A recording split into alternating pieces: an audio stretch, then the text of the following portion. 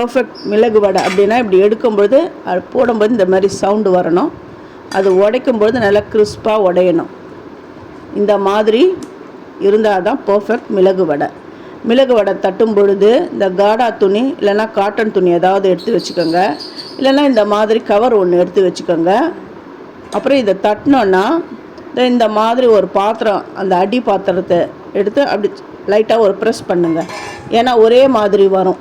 அதனால தான் நான் இந்த மாதிரி எடுத்து இப்படி ப்ரெஸ் பண்ணியிருக்கேன்.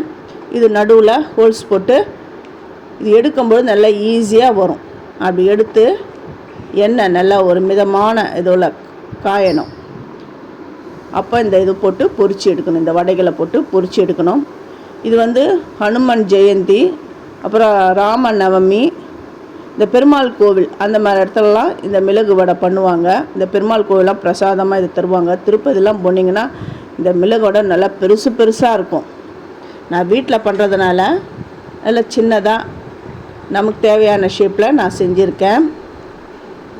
இதோடைய ஃபுல் டீட்டெயில் வேணும் அப்படிங்கிறவங்க என்னுடைய சேது சித்ரா கிச்சனில் போய் பாருங்கள். நான் கிளியராக நான் சொல்லியிருக்கேன்.